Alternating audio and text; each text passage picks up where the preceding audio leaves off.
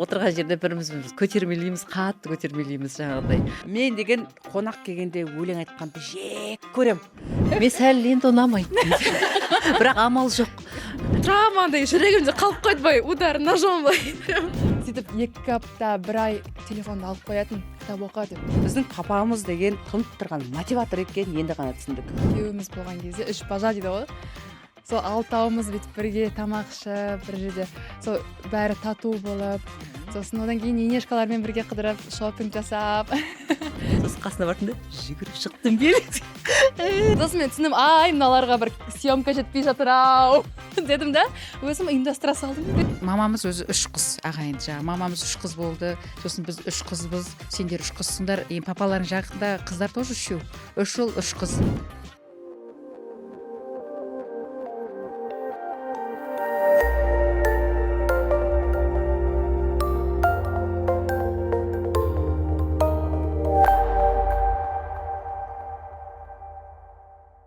Сәлем, әдемі каналына қош келдің. Бүгін менде дебют.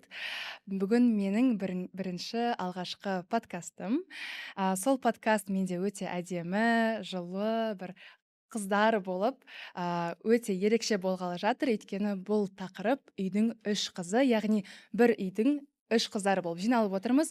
Бұл формат өте ерекше, себебі біздің бүгінгі қонақта менің анамның апа сіңілдері және де менің сіңілдерім, яғни маманың буынынан бір үйдің 3 қызы және де менің үйімнен 3 қыз жиналып отырмыз. Түлкібайдың 3 қызы, және де Тұрсынбектің 3 Енді байқап отырсаңыздар, бұл 6 қыздың сәйкестігі, ол мен және де Айнұр. Яғни, давайте мен сіздерге таныстырып кетейін, я. Кішкене қобалжып тұрмын, өйткені бұл бірінші менің подкастым. күшті екен, иә? Жалпы сіздерге қалай ұнап жатыр ма? Ұнап жатыр. Ұнап жатыр.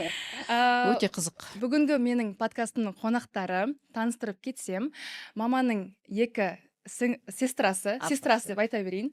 Яғни менің Айнұр апатай және де Айгүл апатай. Мен өзім кішкентай кезімнен апатай деп үйреніп қалған батысша, сол себепті менің Айнұр апатайым және Айгүл апатайым. И мама.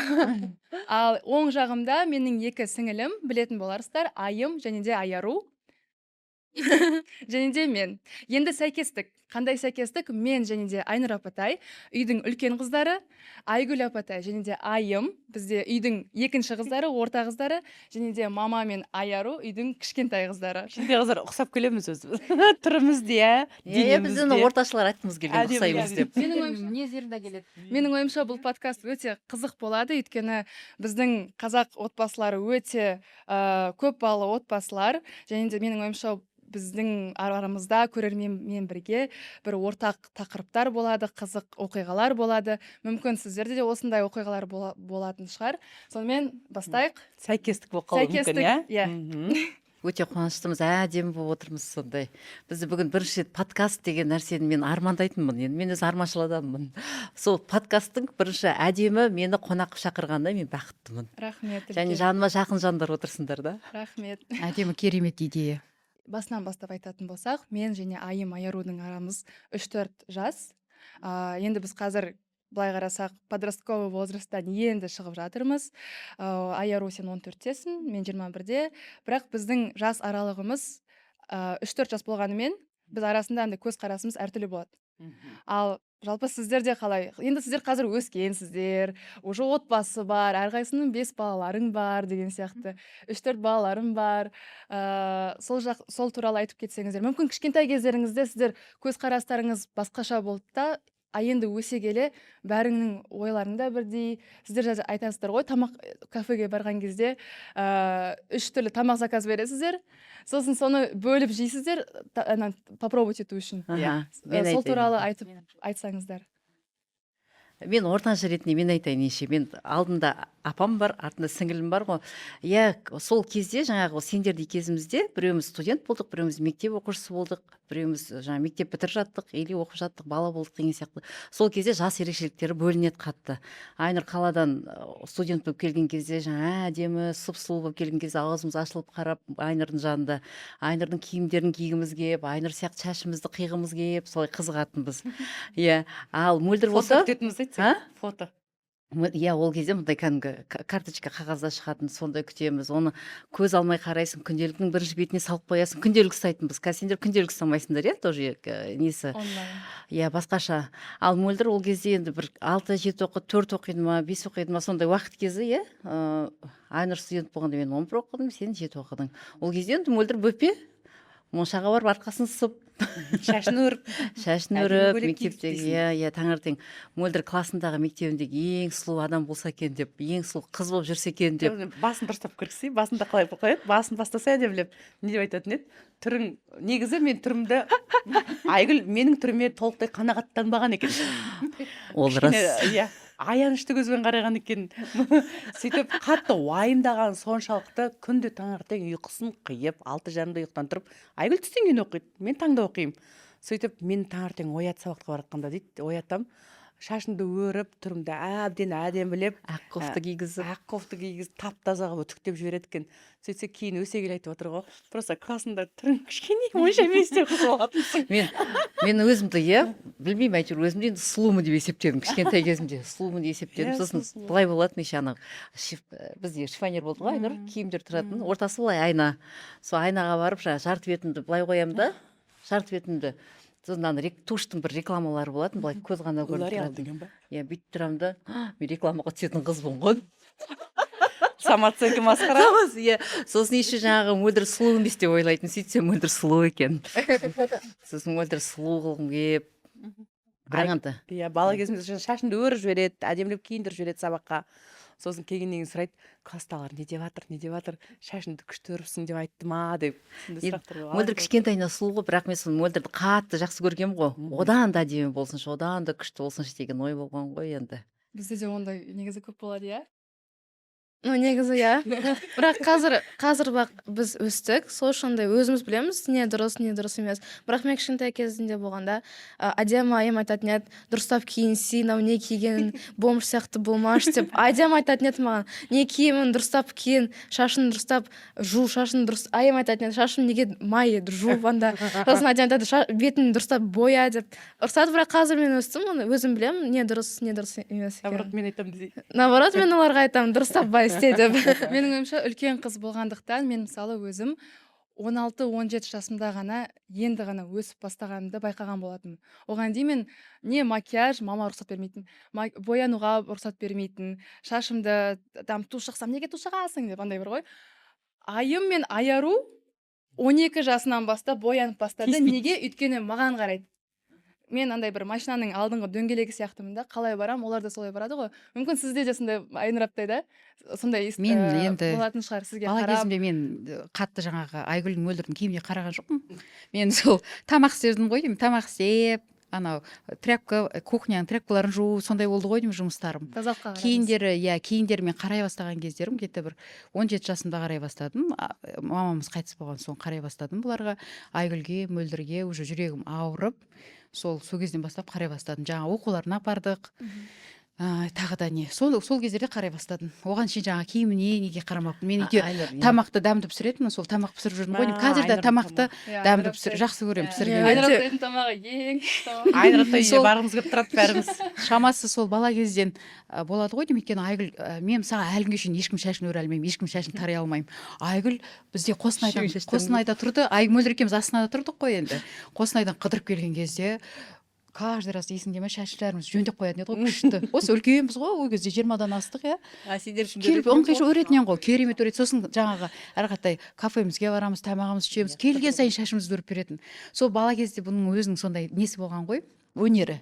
Өнер болған шаш өр. Мен тамақ істей бергенмін ғой деймін. Өйткені мен қараған жоқпын мөлдірдің киіміне, Айгүлдің киіміне қараған жоқпын. Яны бауыржан айтатын сияқты масштаб жоқ қой мен. Мен кішкентай бір мөлдірге қараймын да жүре беремін. Айнұр болса бізде жаңа 6 бауырымыз ғой, 6-мызға қарайды, үйге қарайды, ата-анамызға қарайды. Сен үлкен істерге қарадың. Үлкен істерге, үлкен жобаларға қарадың. Қазіргі тілмен айтқан кезде. Мен болсам жаңа шаш өру. Зато мөлдір күнде әдемі болып барып тұр ғой мектепке. Сонда бұл жерде біз байқайтын болсақ, әр 3 қыздың рөлі бар, иә, үйде. Үлкен қыз более ответственная, екінші қыз более такая андай әдемілікті жақсы көретін, сұлулықты жақсы көретін, эстетика. А кіші Кайфует. Кайфует, ол кайфует, иә. үлкен болып қалады екен қашанда. Үйдің үлкені, мысалы үлкен Бақыт ағамыз, иә, ол 22 жасынан бастап үлкен өмірге кетіп қалды, иә, үлкен өмірдің 22-ден жауапкершілігін кішкентай ғой. қолына алды. 22 жас, әдемі сенің жасында. мен жасымда 22 жасында 22 үйленді, иә. жасында үйленді. Мгм. Жеңгем Үйленді, екеуі мгм. бесеуімізге қарады. Иә, мамамыз сол уақытта өмірден өтіп кетті да, сосын бүкіл ауыл кеп, сен үйдің үлкенісің, енді сенің жауапкершілік сенде көбейді, үйленуің керек, деп осы 6 бауырға сен қарайсың. Папамыз бар ғой, бірақ бәрібір де ол уақытта әкелер балаларымен ашық сөйлеспейтін заман, ұят деген нәрсені тіпті біз өзіміз семьямызда, отбасымызда қатты күлеміз. Бәріміз Мамамыздың қатты күлкісі бізге сол бойымызға дарып кеткен. Ахахаха деп. Бізге де дейді. Папамыз біз жақсы көреді, бірақ қатты күлмеңдер деп айтады. Енді ер адам ғой, қасында жұбайы жоқ, бүкіл Уайымдады ол, ананың да уайымдады. жауапкершілігі, әкенің де жауапкершілігі өзінің мойнында қалғаннан кейін қыздар ұяң болу керек деп. Қиын ол уақытта ер адамға қыз бала тәрбиелеу деген әрине. сондай уақыт болған болатын. Жаңа айтқым келгені, сөйтіп үлкен ағамыз 22 жаста болғанда да бізге үлкен болып көрінетін. Былай Өйткені қарасаң менімен жасты. иә, сенімен жасты. Сөйтіп үлкен адам 22 жаста да болса да үлкен болып қалады екен, ал үйдің кенжесі 40-та болса да кенже кішкентай болып қалады екен. Бұлар Мөлдір әлі әлі 40 кішкентай. Бұлар әлі 40-тан асса да, 50-ге жақындап жатса да, үстелдің төменгі жағында отырады. Қонаққа барғанда Бақыт ылғи төрде әрине отырады. Иә. Кейде бауыржандарды аяп кетемін, шынымды айтсам. Сендерді аяп Айнұр кетемін. төрде отырады. Мен төрде отырамын всегда. Сосын олар төмен- ұнаймас, Ә? үндемейміз. Мен сәл енді ұнамайды. Бірақ амал жоқ. Бізде Өз ортамда құрметім иә. бар адаммын десей. Айнұр бізден 2 жас үлкен Айнұр. Мөлдір 3 жас кіші, арамыз 2-3 жастан ғой. Иә, Айнұр әрдайым төрде отырады. Айнұрдың айтқан сөзі соңғы сөз. Айнұр шешім Әдемі сен қабылдайды. түсіндің ғой, иә, сенің сөзің соңғы сөз. Сен шешім қабылдайды, екеуі не айтасыз, сен орындайды. Жизнь будет меня слушать. Иә, осындай. Что-то Жаман айымға айтпайды. ұнамай жатыр. Айнұрды біздің үйде папамыз премьер-министр деп айтатын. Біздің папамыз деген тұнып тұрған мотиватор екен енді ғана түсіндік. Ол біздің уақытымызда мотивация деген сөз энергия, мотивация, психология, тағы не? Стратегия. Любить себя деген нәрселер жоқ, ондай сөз айтылмақ түгіл, ойламаймыз, ондай сөз Ой, терминдер жоқ. жоқ. Білген жоқсыз. Термин, иә. Білген жоқпыз. Ну, Иә. терминді білген жоқпыз, бірақ біз сол бағытта жүріппіз, иә. Сосын жаңағы біз жаңа 6 бауырмыз ғой. Біз 6 бауыр әркім өзінің орнын білетіндігі, сол папам бәріміздікін, ата-анамыз солай қойып кеткен ғой. Мен кішкентай кезімдегі бірден айтып өтейінші. Кішкентай кезімізде жаңа Айнұр екеуміз тетелеспіз ғой. Кішкене Айнұр жаңа тәртіп, Айнұр әр нәрсе өзінің орнында тұру керек, әр нәрсе істеліну керек, жасалыну керек. Мен кішкене жалқаулау болдым, жаңағы ойын құмар, енді ойын құмар болғанда андай ойын құмар емес. Әлі ойын құмармын десей. Сөйтіп казинодан тауасаға. Ондай емес. Қаладағысына жүгіріп өзенге Иә. түсу, сол ғой еске алды. Доп Өзенге ойнау. түсу, иә, доп ойнау сондайға. Айнұр маған жаңа ренжиді, ана шаруаңды істеп кет. Істемейді ғой Иә, шаруалар, істемейді. істемейді. Содан екеуміз ренжісіп қалдық. Сосын кішкене бір енді қатаңдау сөз айттық бірімізге біріміз. Кешірім сұрайын деген десей. Қандай қатаң сөз айтқанын айта алмай жүрсің экранда. Мен білемін. Иә, ол кезде есімде. мамамыздың көзі тірі. Сол кезде Айнұрға не айтқанын білмеймін, әйтеуір мен шақырып алып айтқан, Айнұр үлкен, сен Айнұрдан жеңілуің керексің, сен бізге менмен ол жаңағы кімдікі дұрыс, Айнұр ма сен ренжіткен или сен бе ренжіткен деп олай сұраған жоқ, ол жерде ол талқылаған жоқ. Просто айтты, сен Айнұр үлкен, сен Айнұрдан кішісің ба, сен жеңілуің керексің деді. Сол нәрсе мен немде қалып қойыпты. Мен иә, Айнұрдікі дұрыс болсын, дұрыс болмасын, енді қазір бәріміз 46-дағы 48-деміз, уже өзіміздің көзқарасымыз бар ғой. Бірақ сонда да мен Айнұрға ешқашан қарсы келіп көрмеппін, Айнұр, иә. Есімде жоқ. Иә. Бүгін ашылып айтайық десей. Иә, сол кездегі анау айтқан жаман сөзімді кешірші. Бірақ Айнұр да қайтарып берген маған Қайтардым, негізінде. ол сөзді. Кімнен кешірім сұрады, айтамыз десей. Кеше мысалы подкастқа барғанда бір сәт маған ұнамады, Айым сенікі. Өле, Подружкалар Шымкенттен де. Қызық екен. Иә, сөйтіп ана неде отырдық, Жібек жолы арнасында.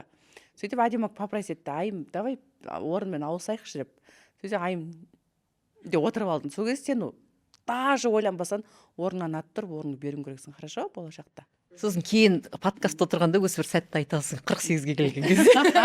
негізінде деп па бірақ мен расымен де ана мұқановтарға келем ғой. Мұқановтар деген осы менің мамамның туыстары, яғни сіздер 6 ағайындысыздар, 3 ұл 3 қыз. Даже, кстати, тоже шақыруға болады екен келесі жолы, иә, 3 ұлды. Шақыршы, күшті болады. Иә, вот 3 қызсыздар, бірақ мен өзім Дубайда оқимын, шетелде оқимын. Әр келген сайын Астанаға, Қазақстанға келген кезде мені қуана құшақтап тұрып, тамағымды беріп, құрт көжесін пісіріп, борщын пісіріп, етін пісіріп, құшақтап қарсы алатын осы Мұқановтар туыстарыма көп рахмет айтамын. Вот, нағашыма мотиватор дейді ғой. Мен вот шетелде оқып жүрмін ғой. Ең қатты қорқатын менде андай страх, андай болады, триггер болады. Ол Мұқановтардан қорқамын ғой десең. Өйткені андай сіздердің тәрбиелеріңіз бар ғой бізде. Егер сен 10 из 10 болмасаң, все, сен біттің дейтінде. Ол бар енді, ол рас. Күліп отырып қандай. Ондай жоқ сияқты мысалға. Сіздер байқамайтын шығарсыздар, бірақ Иә. бізде мысалы Бізде байқамаппын. бізде балаларда ондай бар десең. Біз солай талап қоятын сияқтымыз. Біз сендер солай 10-нан 10 көргіміз келіп тұратын, сонда білініп қалып тұр екен ғой. Иә, көрініп. Біз бірақ сендерге деп айтып көрген жоқпыз, иә? жоқ. Біз өйтем, әдемісен молодец. Әдемілер тұрып тұр. Сен папаларың да Тұрсынбекті айтатын, менің балаларымның нағашыларына тартқанын қалаймын. Өйткені нағашылары, менің бауырларым өте ұйымшыл, бір-біріне мотивация береді, бір-бірлерін ақылдасады, бір-бірлерін тыңдайды, бір-бірлерін қолдап қолпаштап тұрады. Сондай бауырмашылықтарың өте қатты ұнайды. Сондықтан мен балаларым Алладан сұрайтыным, мен балаларым осы Мұқановтарға ұқсаса екен деп айтып жүрем деп айтады. Біз оны өзіміз байқамаймыз, осылай сырт көзден айтқан кезде, біз сондаймыз ба дейміз. Біз Енді бұл жерде өз-өзімізді мақтағандығымыз емес, әке-шешеміздің берген тәрбиесі ғой. Күшті ғой. Папамыздың анау өзінің атасынан, өзінің бабаларынан, анасынан келген тектілік шығар, Аллаға шүкір. Сондай ата-анадан туылғанымызға ол кісілер өмірді ерте өтіп кетсе де осындай бауырлар сыйлап кетті. Иә, менен көп подругаларым барлығы айтады ғой, сендер сондай күштісіңдер. Айымның да подругалары, иә, сендердің Айару сенің де. Үшеуің де айтады ма? Қандай бір Дружный. ұйымшыл, бір-бірлеріңді құрметтеп, поддержка жасап, не істесеңдер де барлығын бірге істейсіңдер, барсаң да бірге барасыңдар деп бүйтіп қызығып қарайды да. Менің ойымша біз сіздерге қарап осындай үлгі алатын сондай бір күшті апатайсыздар. қалыпты жағдай деп қабылдап алып, сендер де солай тартып кеттіңдер, иә, Иә, солай. иә. Мгм. Енді сол жаңағы премьер-министр, папамыз осы ат қойып қойды. Айгүл сізге қандай ат қойды? Айгүл Менде ат жоқ. Маған да ат қоя қоймады енді сөздің шыны керек. Мен жаңағы барып кел, шауып кел. Мен қара халықпын десей. Қара халықпын, маған ұнайды қара халық. Біздің үйде президент болды, премьер-министр болды, министр айта алмағанға кетті, министр болды. Борис Ельцин деген Иә, Бауыржанды біздің президент деп. үйдің кенже ұлын Бауыржанға сөйтіп президент деп айтатын. Мөлдірді мода деді. Сен жаңа Иә. сән әлемінде жүрген сияқтысың ғой, расымен. Сендерді қалай еркелетеді? Сол мотивация деп айтқым келген ғой. Әлі айта алмай отырмын. Шетел. Вот мотивацияның көкесі сол ғой. Иә. Мен де соны әкемнен көргенім болар. Қазір мына балалардың есімдері телефонымда, контактында әдемі не деп жазылып тұрсың сен? Әлем рекорд. Әлем рекорд, Әлем жұлдызы. әлем жұлдызы, Айару Вроде же рекорд. рекорд Иә, тоже. рекорд. Менде Рекорд қой, рекорд. енді әркім өз саласында рекорд қой. Расымен Иә. қандай Әмин. керемет ат, иә. Ә. Папамыз расымен сол кезде болмаған нәрсені расымен солай біз кішкентай кезімізде кітап оқып өсірді. Сосын кейіндері жаңағындай аттарымызды қойды. Сол Сен көргенімді келдің да қатты жалғастырып тұрсың. Жалға, иә. Міне, көрдің бе? әсер етеді. Қалай әдемі, иә. Сөйтіп біреуге номер жіберемін, мысалы айымға кружокқа жазып жіберейін де тіркелейін деп едім, қызым тіркейін деп едім десе, айым звезда мира деп тұрады ғой. О дейді ғой кәдімгі. Бір нәрсе айта салайыншы кішкене. Бұл Айтып жерде жүрші. көріп отырған аналарға, сіңілдерімізге бір лайфхак болсын, иә. Бір күні не деп отырамыз, жаңа жыл қарсы аламыз, биылғы жаңа жылды. Отбасымызбен кішкене ерекшелеу болсын, үйде кішкене бірімізге тілек айтып отқанда көңілдер босап қалар, анау тарс тұрыс музыканың ішіне барып жаңа жыл қарсы алайықшы. Сал жүрдің ба? Иә, бәріміз отельде қарсы алдық. Сөйтіп жаңа Райымбекке үйге кіріп келген кезде президент Республики Казахстан десе, ол елең ете қатты жүгіреді ғой. Ол біледі өзің президент Республики Казахстан екенін. Сөйтсек күнде айта беремін кірген кезде. Қазақстан Республикасының президенті Райымбек Тұрсынбекұлы деймін ғой. Бүйтіп мәз болып келеді. Әбден үйреніп алған қуаға. Сөйтіп жаңа отельде жаңа жыл қарсылап жатсақ, сосын ведущий сөйлеп тұр, бірер минуттан кейін Қазақстан Республикасының президенті сөйлейтін болады. Райымбек түрі бұзылып кеткен. қалай сөйлеймін деп Иә, тұр ғой. ана жерде 500 адам отыр залдың ішінде ресторанда.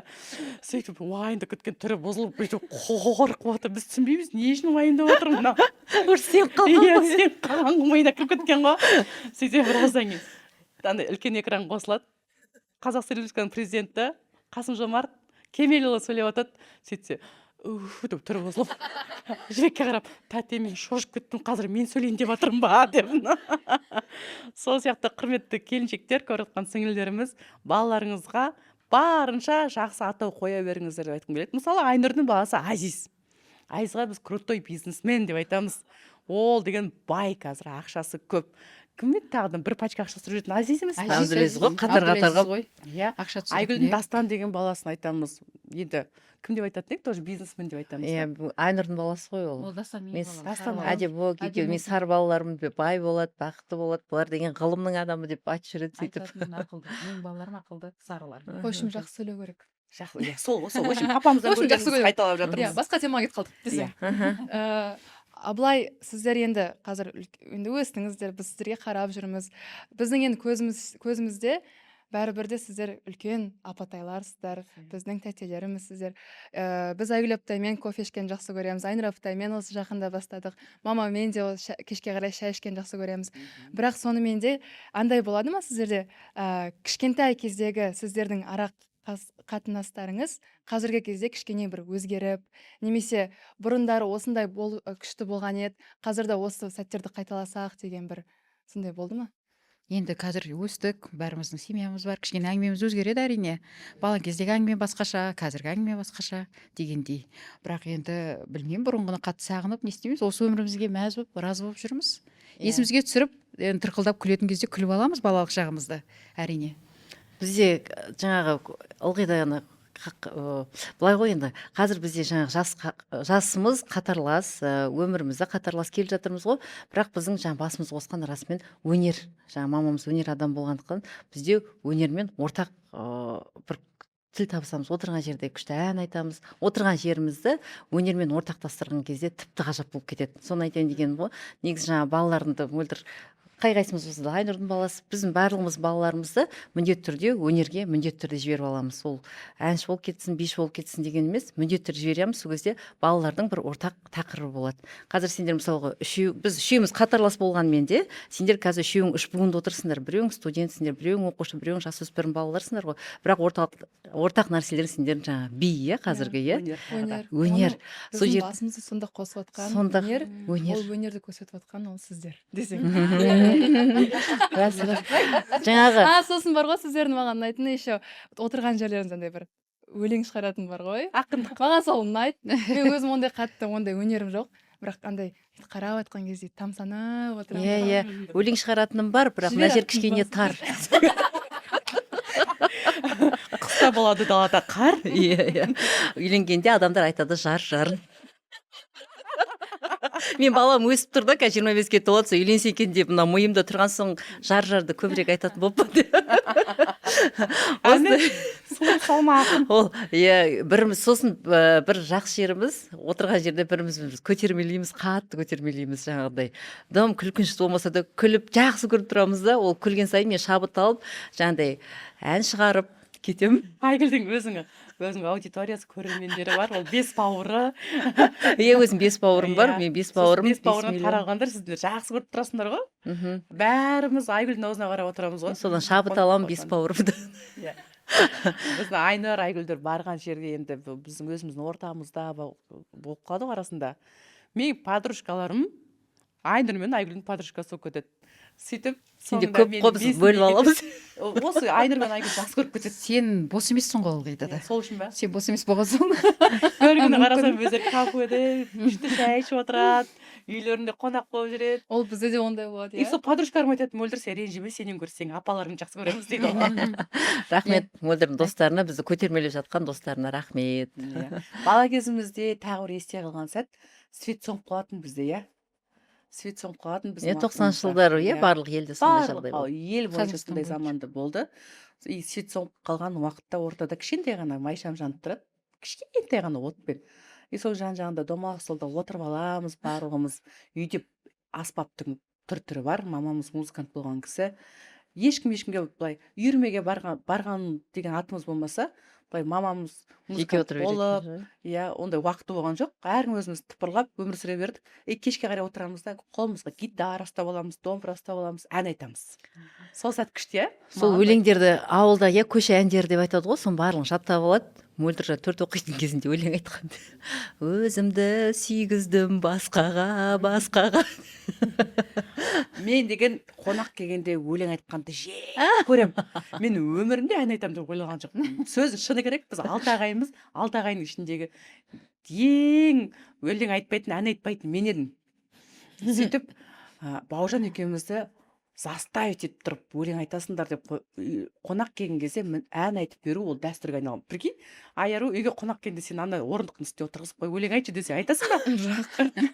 бізді бұрын тоже заставить ететін еді ғой, кішкентай кезде фортепиано ойнауға. Жоқ, әйтеуір теріс қарап ойнайсың ғой, көзім көрмейді ғой. Сөйтіп бүйтеміз кәдімгідей. Шын айтайын ба, әлі ойласам мен мына жерімде боль болып қалып қойды. Бауыржан қазақ тұрып тұрады.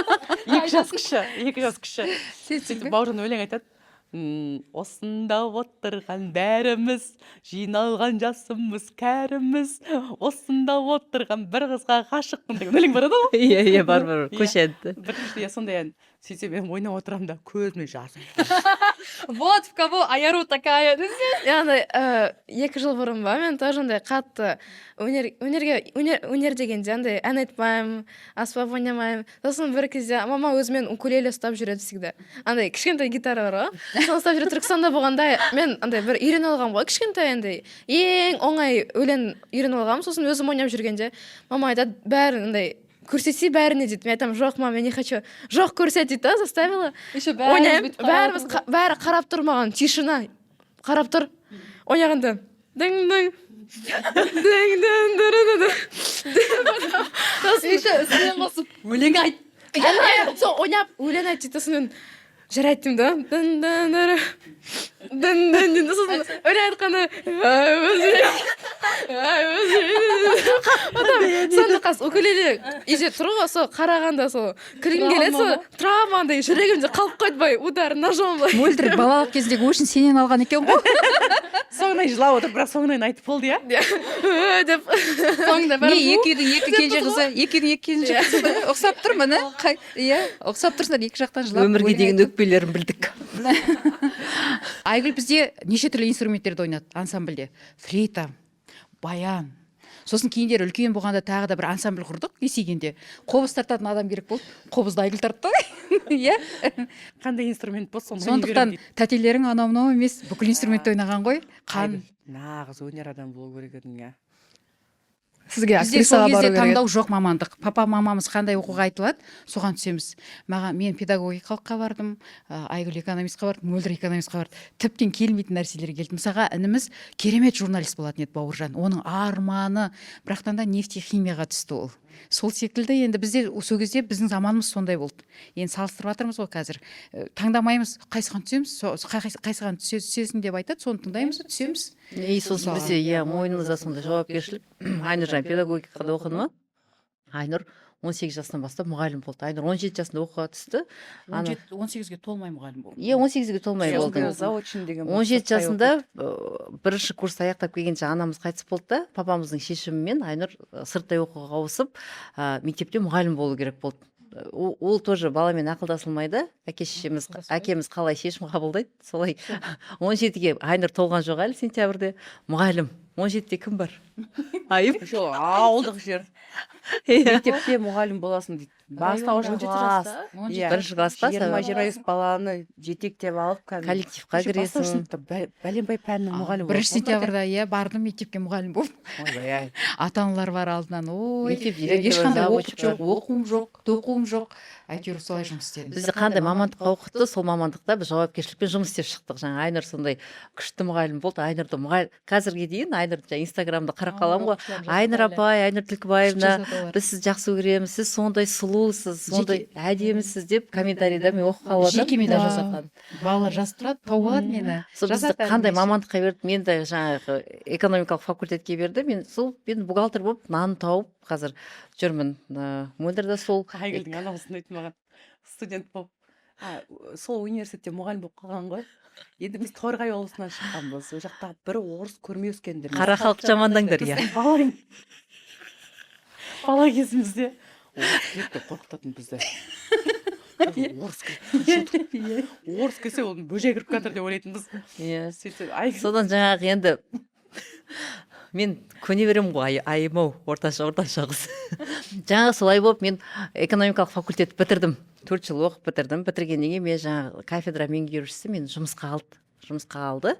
И мен жас маман болғандықтан мені бізде Қостанай қаласында кафедралар әр жерде болатын. Бұл енді бұны қалай қабылдайды екен халқым. айтса сені жақсы көреді ғой халық. Жақсы көресіңдер ма? Содан жаңағы сабақ берем, экономикалық теория дегенде сабақ берем. Жаңағы сұраныс нені тудырады, ұсыныс қайдан болады деген сияқты сабақ берем қазақ топтарына. Содан бір орыс топтарына мұғалім болмай қалды ма? Маған берді. 3 группа, үлкен аудитория тұрады. Биология, химия факультеті, тағы қандай? 3 группа. Сол кезде ортақ лекцияны тыңдайтын үлкен аудиторияда отыр енді. Поток дейді ғой бәрі. Поток, 20-20, енді бір 70-80 бала отырған шығар, мына үлкен аудитория. Мен төмен тұрмын, олар былай жоғарыдан қарап отырады. Орысша мен лекция оқуым керек. Орысша деген бізге ол өте қиын. Орыс тілі деген ол кезде ол өте ауыр. Біз қазақ жерден шықтық, жаңа орыспен шоғыстып шыққан бізді, орысша бір сөз естімегенбіз. Бірақ Қостанайға барып, енді орысшаға икемделіп келе жатырмыз ғой, бірақ енді лекция оқитындай орысша емес, енді менікі. Жаңа енді лекцияны жазып дайындалып келдім, жаңа кітабым ғой, енді қолым бес кітабым оқып тұрмын, сасып тұрмын. Мен өзім жасым ол кезде 21-де ғанамын ғой енді. Кішкентай бөпе тудым, бөпе тудым, әлі мынандай бір екі ортада жүргем ғой енді, келінмін деген сияқты. Айтайын ба, айтпайын ба. Сода жаңағы оқып атқам, десең, ол менің айыру болып болған. Жаңағы бір сөйлемден ұмытып қалдым, бірақ сөзді айтайын енді халқым. Урегулировать айту керек болған ғой. Анын оқи алмадым мен. Урегулю дедім. Айта алмадым. Бүкіл анау лекционный зал тып-тыныш болып қалды. Тағы да айттым да, жаңағы сөзді оқу керек. Урегулю дедім. Өзіме былай терден пұқ ете қалды. Тағы ғана зал отыр бүкілі. Түсінді бір несі жаңа урегулировать деген сөзді айта алмай отқанымды. Сосын бір алдымызда отырған бір урегулировать дедім, айтам, да деді. Главное, уверенно ма? Мен оны неше жыл бойы айта алмадым, өйткені сол жерден 90 адамның алдында позор болдым. Оны айтты ғой сыртынан, конечно, Айгүл Түлкібаевна даже орысша айта алмайды, бізге лекция қайдан оқыт деп оқып беріп отырмын ғой. Соны бірақ кейін өзімді жеңіп айтып беріп, қыздар күліп, содан барып шығардым. Әйтсе сол есіме түскен сайын 10 жыл, 15 жыл өтсе де кәдімгідей сол кездегі сияқты тер шығып кете беретін. Сондықтан жаңағындай айтып, сондай позор болғам, кішкене емес, нормальный позор болдым. Сол кезде ұнамаса да мамандықта жұмыс істеп, ұнамаса да оқып, сондай заманның қыздарымыз үшеуміз. Егер де жауапкершілік ол бізде жауапкершілік. Жұмыс істеу керек, ақша табу керек, сондай секілді ғой енді. Бос отырмауымыз керек. Біздің әжеміз жағдайы қиын аштық заман көрген ғой. 32 жыл аштық болды ғой Торғай облысында. Адамдар өліп атады көшеде. Бәрі қалаға бару үшін машина жоқ, ұшып жатқан торғай жоқ атып жейтін. Балық бәрі жоқ болып кеткен сол уақытта. Сөйтіп тышқан жеген ғой ол заманда. Енді оның әңгімесі көп. Тышқан тауып алып сойып жесе, ол бір отбасыға үлкен мереке болған. Сондай болды ол заманда. Әжемнің айтуы бойынша. Қалай әсірелеп айттым, қалай айттым, бірақ әжемнің біз өз құлағымызбен естігенбіз осы әңгімені. Бірақ кітаптарда да бар осындай деректер. Бірақ біз дәл осыны әжемізден естідік қой, тышқан да болмай қалды деп айтты ғой. Сондай заман көрген, жоқшылық заман, аштық көрген әжеміздің өзінің балаларын оқытқан. Менің балам оқу керек, мен оқымаса мен сияқты қиыншылық көрмеу керек деген сияқты. Өз көзіммен көрген бір жерді айтып кетейінші, кәдімгі адамдар қалаға, трассада қалаға баратады ғой, жаяу жүгіріп барады, аштан қалмайық, әйтеуір тамақ бар жаққа барайық десе, адамдар жүгіріп барады жолда, бүйтіп жолдың бойына құлай береді екен, өліп. Құлай береді. Тірі қалғандар қалды. соның ішінде әжеміз тірі қалған әйтеуір сөйтіп баласы Түлкібайды оқытады біздің әкемізді. Жоқ заман болса да оқытады. Сөйтіп папамыз да сол менің балаларым міндетті түрде оқу керек, қолдарында диплом болу керек деп, бар заман болсын, жоқ заман болсын, барлығымызды бір дипломы бар білімді адамзат деп азамат қылып өсірді. Ол Иә. адамзат. Иә. Ал енді Сондықтан одан кейін қалай сен айтқанын тыңдамайсың, иә? Иә, Жұмыс рас. істесе істейсің. иә жаңа айтып жатсыз ғой енді кітап туралы. Біз енді кішкене кітап оқудан кішкене ерінеміз. Мен де. Жоқ, негізі білмеймін, сіз негізі көп нәрсе білесіз. Мүмкін сіз өзіңізді недооцениваете из-за этого. А так кітап туралы айтайын дегенім, міне мысалы біз үшеуміз, шыны керек мен өзім күнде бір 10 бет оқуға өзімді қинаймын. Бірақ қазіргі заманда енді подкаст деген бар, онлайн кітап бар, аудио кітап деген бар. Соны тыңдап, үйтіп оқып жатырмын деген сияқты ғой. Мысалы өзім хобби ретінде. Бірақ білем, кітап деген нәрсе ол өте керек нәрсе. Сестренкаларыма тоже оларға да айтамын, кітап оқиық, анау мынау деп.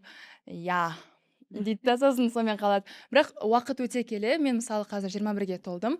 Кітаптың негізінде сондай бір үлкен қазына екенін енді түсініп жатырмын. Мысалы, бірақ мені бұрын мама кәдімгідей телефонымды алып қойып, кешір мам, сөйтіп 2 апта 1 ай телефонды алып қоятын, кітап оқы деп. Оқымағанша бітірмегенше бермейтін телефонды. Шкафтың үстіне қойып қояды, білем қайда екенін. Бірақ андай алмаймын, өзім андай ішінде намысым тартпайды да, мамаға өтірік айтып не істеуге. Сөйтіп до конца енді оқисың кітабыңды, сосын мама оқыдым, айт дейді. Ал анан басынан бастап есіңе түсір не оқығаныңды. Жарты жолда ұйықтап Мама сен қаламын. баяғыда сіз мен телефонымды 2 айлап тұрып алып қойып кітап оқытатыныңыз ғой? Иә. Кітап оқытатын. Девочки. Кітап оқытатын едіңіз ғой дейді. Оқытсай дейді ғой мама. Оқыт дейді ғой. Өзі шынымен де иә, 2-ші, 3-ші, 4-ші туылған кезде басқаша оқып Иә, кеткен. бірінші қызға Байғұстар. андай даже киіндірген кезде айтатын едіңіз ғой, сары нәски болса сап сары анау резинкаға дейін сары етіп Иә. киіндіріп қоятынмын.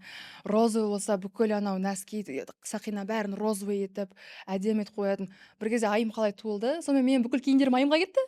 Сосын айымның бүкіл киімдері айырға кетті, сонымен сөйтіп тарап кетті.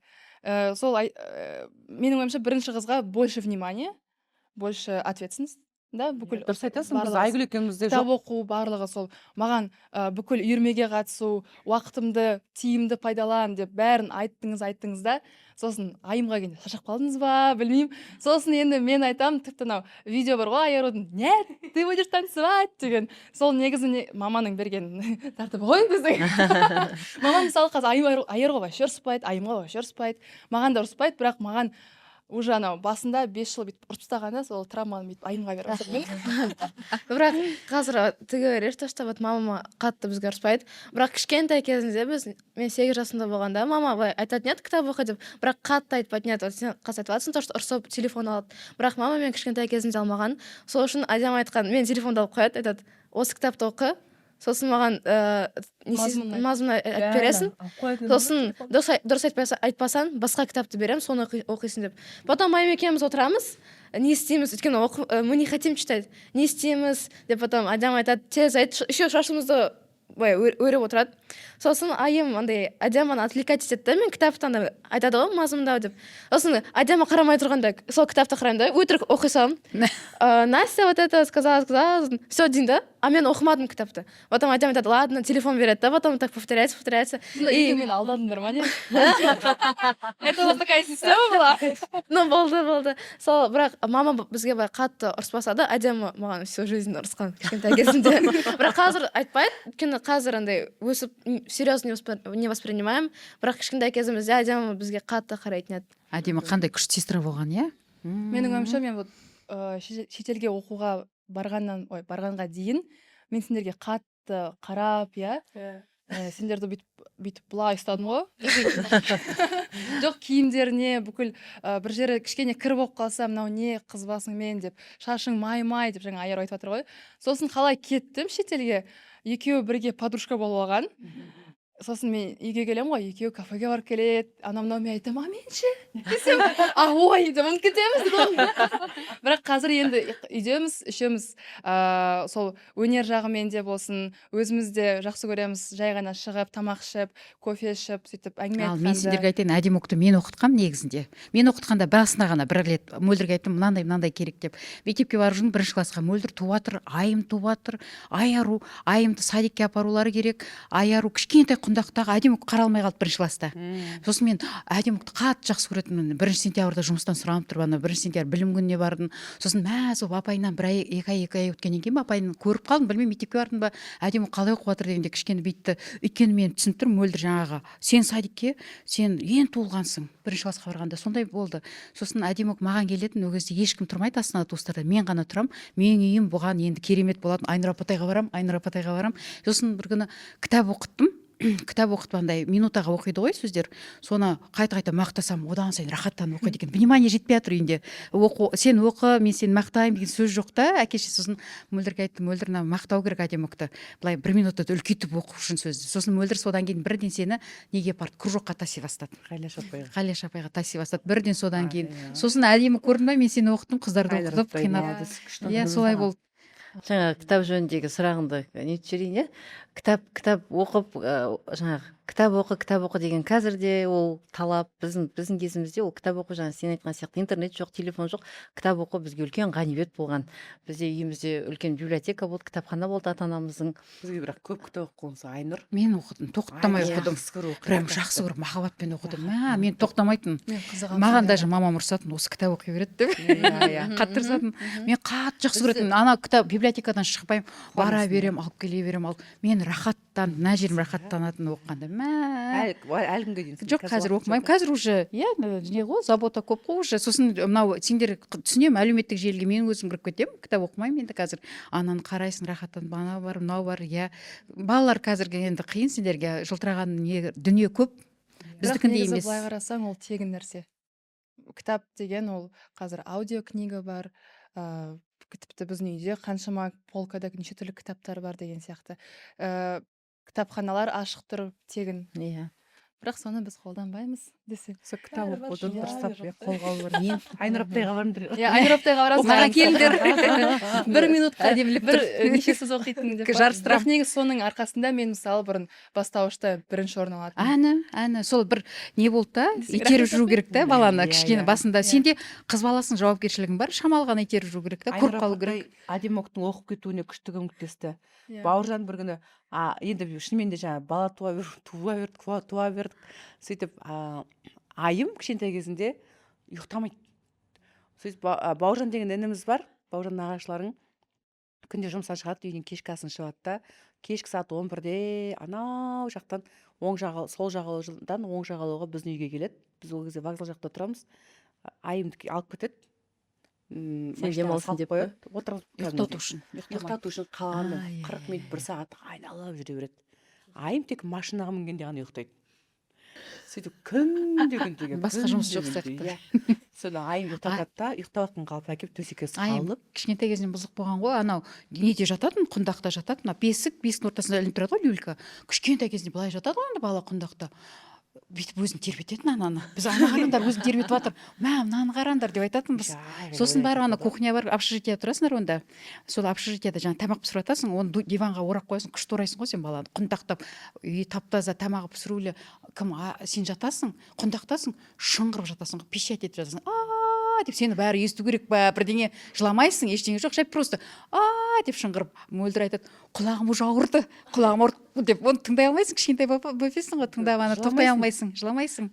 Внимание сенде болу керек қой кішкентай кезінен сонда. Бүкіл ана коридорға эхо болып дауысың анау жаққа естіліп тұрады. Тоқтамай шыңғырады. Лестницаға мінеді да. Мен арасында ғана келем ғой, жаңа обед кезінде келіп кетем, жұмыстан шығамын да, сол кезде Мөлдірге айтамын, неге шыңғырып жатсың? Ой, құлағым бітелді уже дейді. Машинамен Айдос сені кейде мектепке апарып әкеп жүрді ғой, кейде деймін ғой енді. Сол кезде айтатын, айым тоқтамай мектепке барғанша өлең айтады. мектептен келгенше айғайлап өлең айтады дейді. Еще жаңағыдай Айдос аға мен сізге ағылшынша үйретемін деп сөз үйретеді дейді, ағылшынша үйретеді дейді маған, тоқтамайтын дейді. Сол сенің қазіргі өмірлік бағытыңды мамаң қолдап, әкешің, атанаң қолдап, сен өзің тапқаның үшін мен қуаныштымын. Сен расымен ән айтуға, жарқырауға, өзіңе әлемді қаратуға жаралған адамсың. Сен өзің сол тапқаның үшін, сен сондай орынды өзіңнің бағытын тапқаныңа біз өте қуаныштымыз, иә қыздар?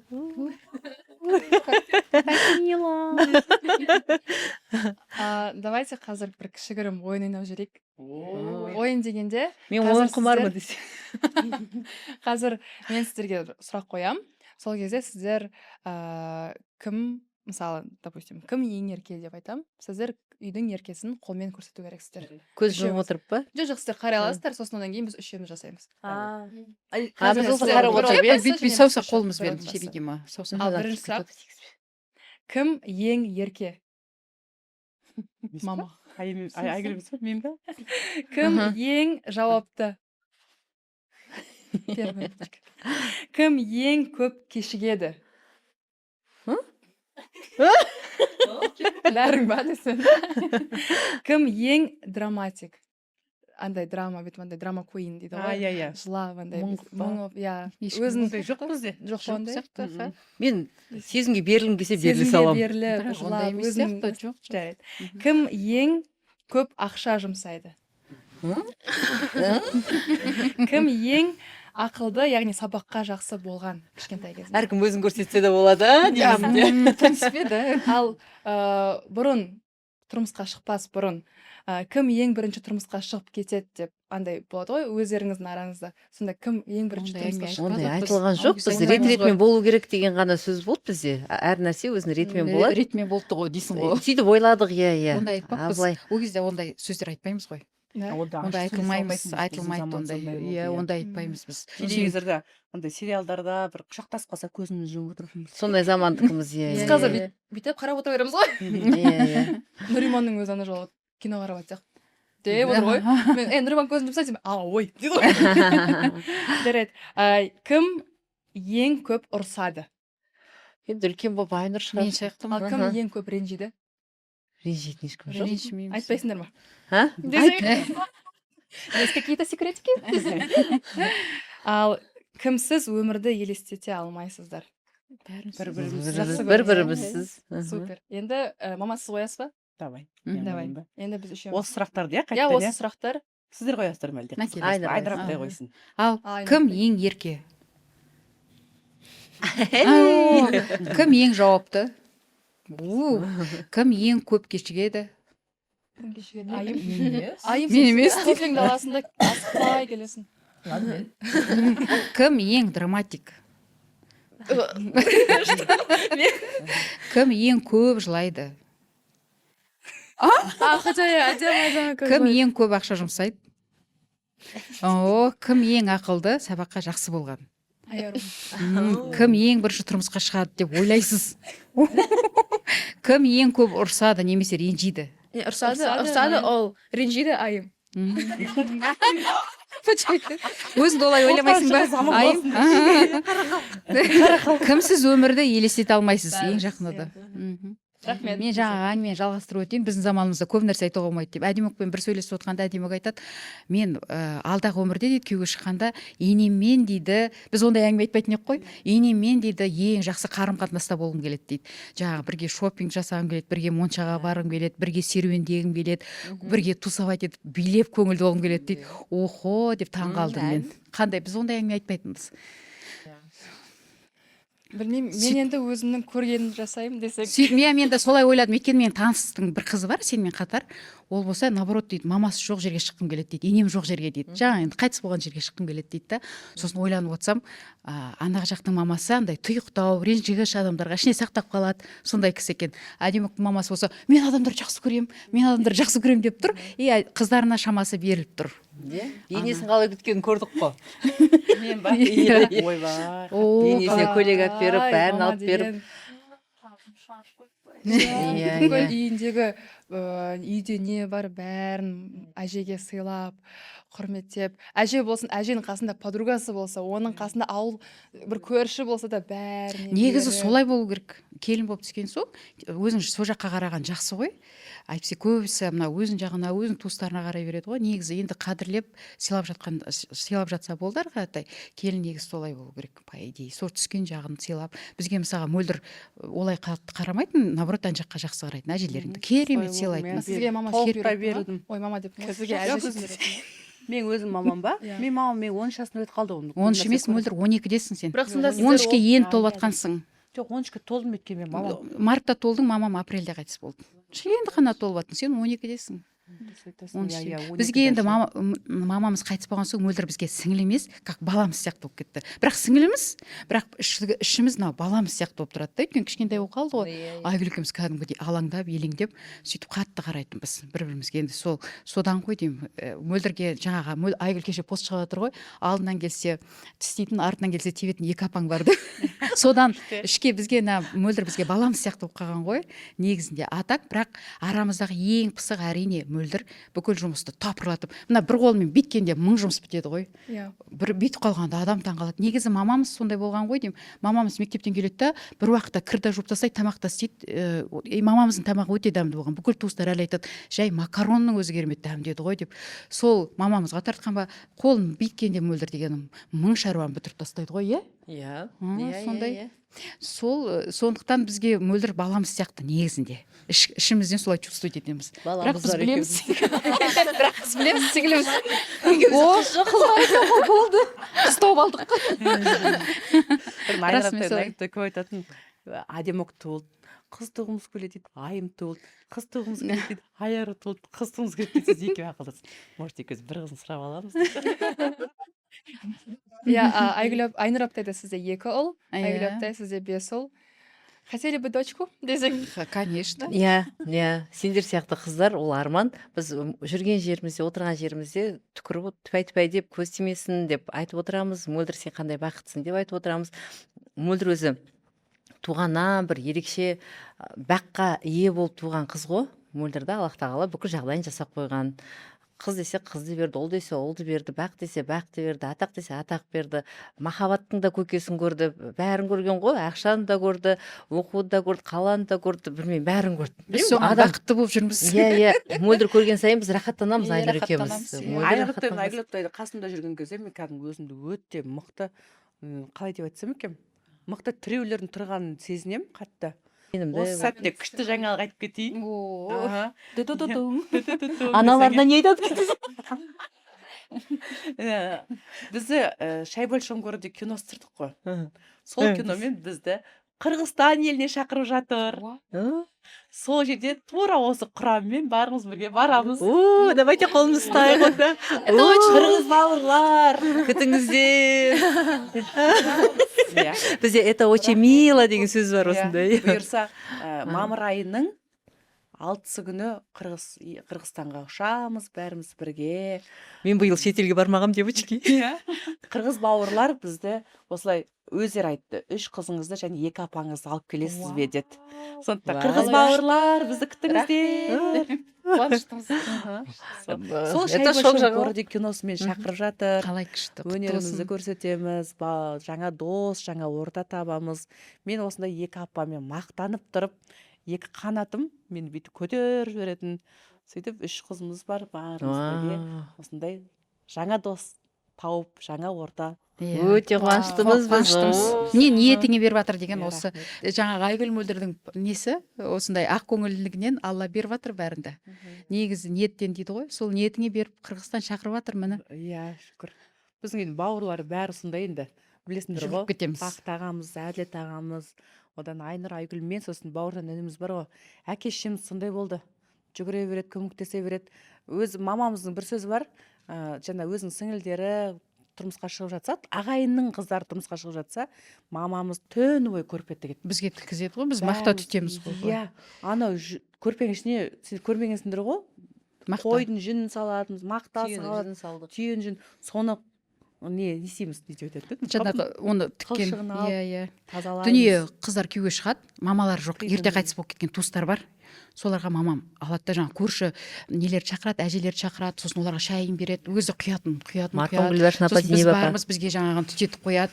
Сондай ақ көңіл болатын мамамыз. Дүниесін дайындайды, сандық, көрпе, кілем бәрін көз алдымызда. Соны ойы былай, түпкі ойы мынау, алладан қайтады және менің балаларыма қайтады деп. Сол жасаған жақсылықтар бізге қазір келіп жатыр ғой. Өкінішке орай өзі көре алмай қалды, бірақ біз көріп жатырмыз сол жақсы Сол жасаған сияқты, жақсылықтарын. Біз де осы бауырларыма тағы рахмет айтқым келеді. Жүгіріп жатырмыз, көмектесіп жатырмыз. Одан ештеңеміз кетіп қалған жоқ. Бірақ басқа жағынан келіп жатыр да бізге. Жаңағы айта берейік па қыздар сіздерге? Как вам, девочки? айтасыңдар ма десең? Иә. Айта бер. Аймен айыруды күшті Иә. келеді бір-біріне. Адамдарға көмектесу туралы иә жалпы. Аха. Біз жаңағы нені мөлдір жаңағы жұрттың дүниесін апарды дейді ғой, енді қыз бала тұрмысқа шыққаннан кейін дүниесін апару керек. Сендер ертең тұрмысқа шыққан кезде дүниелерін де апарамыз мынау. Тәжелер. Опыт бар. Ашып көрсетеміз иә барлығын. Сөйтіп соның арамын жасаған біз өзіміз үшеуміз едік. Мен соны айтып өтейін қыздар иә. Айнұр тұрмысқа шыққан кезде де жаңағы жиһазын барлығын енді папам болды ғой. Айнұрға жақсысын алыңдар деп өзіміз қосылып Айнұрға да алдық. Айнұрға енді біз дүкен иә бір жақсылап алдық иә. Аха. Мөлдірге алатын кезде мен Қостанайдан көрпелер әкелуім керек болды тігіп жалғас. Жоқ, былай болған ғой, Айгүл қыдырып келеді ғой астына қайта сосын көрген екеуінде көрпе төсек жоқ, жай жатыр. Кілем үстінде ма, мен білмеймін. Соны көріп жүрегім ауырып кетті дейді Айгүл айтады. Жүрегім ауырды да барды да. Сен нешедесің? Өзі 22-десің ба өзің? 24. 24 жаста барғанда сол жақта тетямыз бар, жалғас тетемен ақылдасып, көрпе не істейікші деп. Көрпе тіктік иә. Көрпе тіккен, сосын бір ыдыстар алдық, сол бір әкелдік. Диван. Иә, сен қосылдың ба? Декретный алдым. Ол кезде мен конгресс холлда Мөлдірдің контролер болып істеймін. дүниесін әкелгенбіз соны айтайын. Сол жерде декретный ақша түсті 40 мың теңге. Сосын Саған ақша қосылды. қосылып, үшеуміз қосылып диван сатып алдық. Сен өз-өзіңе қосылдың ба? Бізде айымда сұрақ бар, ол не дейді? Приданный деген қыз тұрмысқа шыққан уақытта затын апарады әке шешесі. Артынан. Түсінбедім әңгімелерді. Дүние деп айтады қазақша оны. Дүние Дүние деп айтады оны. Сөйтіп Айгүл аптай мен Айнұр аптай екеуі қосылып көрпе тігеді, ыдыс аяқ алады, кәдімгідей үлкен. Сосын үшеуміз қосылып диванмен 2 кресло сатып аламыз. Осы түсінбедім. Маған дүние келу керек артымнан. Сөйтіп бір Тұрсынбек айтам, маған зат келе жатыр артынан, диван келе жатыр. Көзі бақырай күткен, шынымен бізге диван мен кресло келе жатыр ма? Бірақ білмей осындай. Сол жерде ұйықтаймыз, сол жерде тамақ істейміз, сол жерде қонақ күтеміз. Я деп қоясың ғой, артымнан заттар. Сөйтсе Айнұрға айтам, Тұрсынбек қуанып жатыр. Үйге шынымен бізге қазір мына жерге диван келе ма деп. Сөйтсе Айнұр айтады, жаным ау, не өз жағынан диван жоқ, не қайын жұрт жағынан диван жоқ. Ол алып көрмеген ғой, Тұрсынбек. Алып көрмеген, ешкімнен ондай ірі ауқымды мүлік деген Ол нәрсе. кезде мебель алу қымбатырақ болды, иә? Телевизор алу Иә, деген үлкен сыйлық алып көрмеген болды. адамда өмірінде оған таңғалатын жағдай болып көрінді. Сөйтіп айтқан есіңде? Сөйтіп дүниелерімізді жасағанбыз өздеріміз. Үйтіп бүйтіп. Это очень мило. Это очень мило. Біздің заманымызда сондай болған. Осындай әңгімелеріміз мысалға Аяру, Айым иә, сендер жаңағы кіші буынсыңдар ғой. Осындай әңгімелер сендерге ешқандай сезім, таңғалу немесе ерлік сияқты бір ондай болып қабылданбайды иә? Мен наоборот, кстати, Бағалана ма осындай я әңгімелер, өйткені қазір осындай ондай істер? қазір жоқ қой ондай көбісі. Просто, например, вот вы говорите то, что қыз үйленсе, там, то, что вот даете вещи, а қазір уақытта ондай жоқ. И когда я это слышу, что-то новое прям ондай. Жоқ, қазірде бар ғой. Бар ма? Бірақ қазір үлкен проблема емес. Ну, өйткені сол, адамдар это уже жағдайы нормально, жақсы. а вот сол кездерде андай қатты бағалап, вот вы говорите от своего лица то, что қатты ценили, сол ошондай, кстати, что-то новое ощущение будто. Дұрыс айтасың, бағалы болды, өте Иә. құнды, өте Әр бағалы. алған атысқа қуанып. Қазір мысалға әдемі күйеуге шықса да дүние беріледі. Иә, ну Сен біз де андай сол береміз, сияқты бірақ ғой. это қазір Білесің. нормально. Нормально. Сол кездерде боласың. это Ал что-то- кезде это қиын күшті болды. нәрсе болды. Біз үшін бізде өйткені шеше жоқ қой. Басқа шешесі барларға оңай ол. Олар жасайды, істейді, береді. Бізде жоқ. Сосын жоқ болған соң үшеуміз өзіміз бір-бірімізге жасадық. Иә. Иә, Иә, сол 3 қыз болған күшті, иә, бір-біріне көмектесіп, бір проблема болса, соны шешіп, айымда да мысалы проблема болса, соны шешіп, анау ұрысатын адамдармен ұрысып, өзім негізі ұрсақ емеспін, бірақ ана түрімді бүйтіп дұрыстап тұр ғой. Здравствуйте деп андай түр келтіріп, айаруды қорғауға одан асып бара жатса. Одан сөйтіп тренд қой просто өзіміздің прикол десең. Сөйтіп енді үйдің үлкені екені кішкене сезіледі менікі. Сезіледі. Иә, кәдімгі сезіледі. Кәдімгі екінші мамамын мен жүрген. Ол күшті. Ертең сен Иә. өмір жолыңда ертең үлкен жұмысқа тұрасың, сол кезде барған дайын болып тұрасың да, сен мүмкін бірден үлкен компанияның үлкен бастығы болып кеткен кезде Аумин. бәріне бұйрық бере аласың, кез келген уақытта дайын Иә. тұрасың. Өйткені қазіргі уақытта үлкен адаммен де тіл таба аласың, балалармен тіл таба аласың. Дайын тұрған бас екеуі. жаңағы Менің андай- ойымша соның кешірім сұраймын десең. Мгм. Менің ойымша соның арқасында мен 13 жасымда биден сабақ бере бастадым. Сосын одан кейін айым жалғастырып кетті, одан кейін айару жалғастырып кетті. Сосын андай болады бізде, мен не жасаймын, соны қайталап айым мен айару да жасайды. Мен тіпті қандай пост салам, қазір енді сондай ғой біздің тіптен солай ма? тілмен қандай пост салам, қандай бір get ready with me, андай бір боянып немесе бір сабақпен салып жатсам, айым да келесі күні дәл сондайды салып тұрады ғой. Надо өте же, жарасымды. ой, қалай қызық. Бізде әдемі айтады ғой, сен түсірсе дейді. Сосын как будто не хочется. Әдемі сөйтіп, содан кейін прям давай осыны түсіргім келеді. Прям әдемінің алдында. Надо же, Ага. Машина деп тұрам алдына. қызық. Киінгенінде соның арқасында менің ойымша қазір айару өзінің жастарының ішінен, өзінің подростковый возраст дейді ғой, бір андай бір әдемі, өзінің бір стилі бар, өзінің бір ұстанымы бар. Сол біздің арқамызда негізі десек. Знаете, вот мен үйдің вот кішкентай қызымын, қатты сезіледі. Өйткені әдемі вот мен бір нәрсе істей алмай қалсам, әдеміға айтамын сразу, әдемі көмек берші деп. Өйткені мен білмеймін қалай істейді. Әдемі для меня это, знаете, человек, который все умеет делать. Чат GPT мен оны чат GPT деп жазып қойдым WhatsAppта. Өйткені бәрін істей алады. Сосын әдемі помоги десем істеп береді. Әдемі қалай істеп береді. Айым ол хоть енді қатты ответственный болмаса да, андай қасында жүреді, андай прикол ұстап, айым өзі андай прикол айта береді, андай любой нәрсе айта береді. Сол мен прям настроением көтеріп, сол үшін өзім үйдегі кішкентай қызым екенін қатты сезінемін. Андай қасында екі үлкен сестрам, екеулері андай разные, но екеуі де маған қатты ұнайды сол екі несімен. Это очень мило. Аха, бүгінгі кештің бір күшті әдемі әңгімесі болды. Тіпті бар ғой біз, мысалы айымның подругасының туған күні или менің подругам туған күні, тіпті бір подругам басқа қаладан келіп аэропорттан қарсы алуға барамыз ғой. И барған кезде енді өзің барасың ғой. Мен өзім барғым келмейді ғой. Айымды алып кетем. Сосын айтам, айым, пожалуйста, барып келші деп. Айым, давай дейді. Сосын екеуміз барамыз, қол ұстасып. Сосын айымда да сондай бір туған күн бір іс-шара болып жатса, бір өзі баратын. Адема, мен өзім баратырмын дейді. Кеттік онда деймін. Екеуміз қол ұстасып барамыз. Айару енді кішкене Түнгі сағат 12 кетіп батыр. Қайда барсың десем, айым подружкасының туған күні дейді. өзім жүрем 17-18 жас балалардың арасында дәп-дәу болып бар ғой.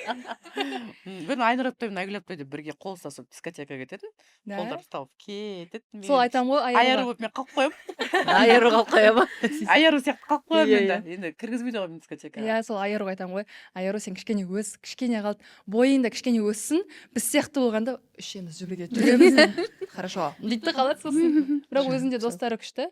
Өзі де ұқыпты, сондай бір бізге қазір ақыл айтады, кішкентай болса да. Ақылды. Иә. Өте ақылды. Айару. Спасибо. Енді үлкен қыз болған мамаларың аман болсын ең бастысы. Сол болса еркелеп күліп жүре бересіңдер.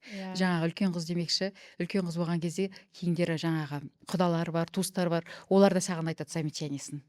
Жаңағындай анау туыста проблема болып жатыр, мына жаққа көшіріп алып келмейсіңдер ма, мына жақта біздің немеремізді неге бағыспайсыңдар деген сияқты. Бұлар да мөлдір де кішкентай бала, Айгүл де кішкентай бала, мен де кішкентай бала екенін көріп тұрса да, жаңағыдай реніштерді саған айтады звондап. Құда жекжаттар. Сол сияқты сөздерді көтересің, тыңдайсың. Үлкен болған бір жақсы жаман жері сол. А так әрине мамаларың аман болып, осылай жайнап күліп жүре беріңдер. Ең бастысы.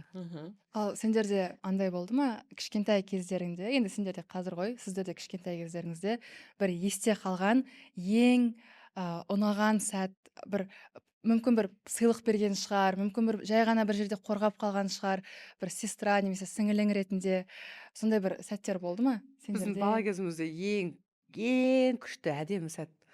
Анау Айнұрдың пальтосы кішірейіп қалып Айгүлге кетеді. Айгүлдің пальтосы кішірейіп қалып мен келемін. Сол сәтте қуанатынбыз. Сен соған қуанасың да. Мен нерсіге қуанатынымды айтайын ба мен да. Бізде жаңа мектепте біз барлығымыз алтауымызда жақсы оқыдық қой. Алтауымыз активист, біз алтауымызда жақсы оқыдық. Сосын линейка деген болатын. Линейка деген қазір неде жоқ, иә, барлық мектептің балалары Әр дүйсенбі аптаның күні басында. таңертең барлығы тұрады. Сосын айтады, мектептің старосталары бір қадам алға шығыңдар деген кезде Айнұр шығады классының атынан, Мөлдір шығады, өзінің классынан Бауыржан шығады, өзінің классынан. Енді Бақыт пен Әділет оларда не болды, бірақ олар мектеп бітіріп кетті ол кезде. И мен шығамын, төртеуміз де шығамыз. Сол кезде мен қуанып мақтанып тұратын былай қарап. Ол күшті сезім. Күшті. Менде де бір сәт есіме түсіп тұр. Біз Айым екеуміз бір мектепте оқыған болатынбыз. Сол кезде бізде әркім әр оқушының шкафчикі болатын, сондай бір крутой мектепте оқығанбыз ғой. Сөйтіп сондай бір шкаф болатын.